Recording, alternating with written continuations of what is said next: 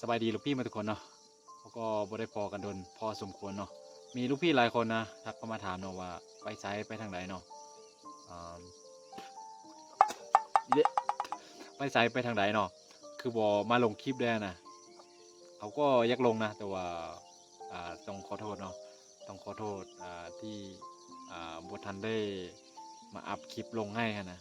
แล้วก็ข้อขอบใจนะข้อขอบใจที่ยังอยู่นำกันเนาะคลิปนี้ก็จะบ่ได้ไปโลป่าเนาะแต่ว่าเขาจะอยู่หลังบ้านหลังเฮือนเห็นบ่ทางหลังเนาะจะเป็นบ้านเนาะเห็นบ่อยู่ทางโล้มหมดคือเขาก็บ่ได้ลงคลิปมาโดนเนาะโดนพอสมควรเนาะโดนแท้ๆแหละซึ่งก็เขาก็จะบ่มีข้ออ้างใดๆเนาะที่บ่ทันมาลงคลิปก็คือบ่มีเงินเนาะ เงินหมดแล้วก็ต้องได้ไปหาเงินนะที่จริงเขาก็แปลว่าบ่อยากหายหน้าหายตาจากลูกพี่ไปไสเนาะแต่ว่ามันเป็นสิ่งจำเป็นนะคือก็อยากจะบอกจังซี่นะคือถ้าเขาอยู่คนเดียวเนาะ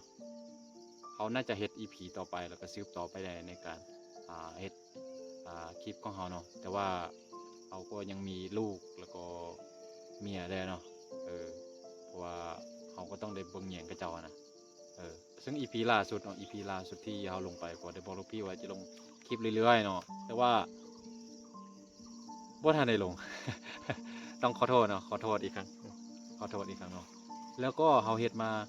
กว่า30 EP เนาะ30กว่าหน่อยนึงเนาะก็ได้สังเกตเบิ่ง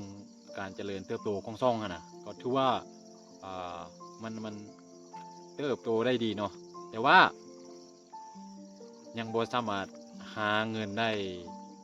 ให้เลี้ยงครอบครัวตัวเองได้นะผมบอกก็มันก็หาได้อยู่แต่ว่า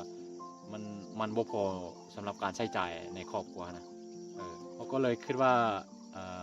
เขาจะหยุดเนาะหยุด EP นี้เป็น EP สุดท้ายเนาะสำหรับชีวิตที่บ่มีรายได้ระยะเวลา90วันเนาะแต่ว่าเนาะแต่ว่าเขาบ่แม่นว่าจะหยุดเฮ็ดคลิปไปเลยเขาก็จะเฮ็ดคลิปลงต่อไปเนาะคลิปวิดีโอนี้ก็จะบ่มีหยังที่จะมาแก้ตัวเนาะ เว้าตามความจริงเนาะคือปัจจุบันนี้เรื่องค่าครองชีพมันก็ค่อนข้างสูงแล้วนะก็เลยจำใจเนาะเขาก็หักมักในการเฮ็ดสิ่งนี้เนาะแต่ว่า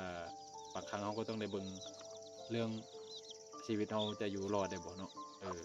ก็ตัวคนเดียวคือเว้าเมื่อกี้ก็บ่เป็นหยังเนาะแต่ว่าเขาก็ยังมีคนอื่นที่ต้องเบิ่งแยงนะโดยเฉพาะคนในครอบครัวเนาะคำว่าตัวคนเดียวเนี่ยเขาอยู่ยังไงก็ได้เนาะกินยังก็ได้จังซี่นะแล้วก็สุดท้ายก็จะบ่มีหยังเนาะ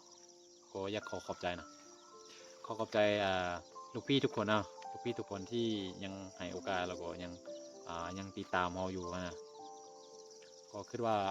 จะพยายามหาโอกาสมาเฮ็ดคลิปเนี่ยเนาะก็อาจจะบ่ได้ลงตลอดนะแต่ว่าก็คิดว่าจะพยายามกลับมาเฮ็ดได้แล้วก็ไปเฮ็ดเวียกได้เนาะเฮ็ดเวียกเสริมแล้วก็จะมาเฮ็ดอันนี้ได้น้อยหนึ่งเนาะเพื่อบ่ให้ FC ขึ้นฮอดนะ จักจะขึ้นฮอดบ่ขึ้นฮอดบ่ฮู้แน่ คลิปนี้จะบ่เว้าหยังหลายแล้วเนาะเขาก็ขอลาเพียงเท่านี้เนาะขอขอบใจที่เข้ามาติดตามรับชมอีกครั้งเนาะ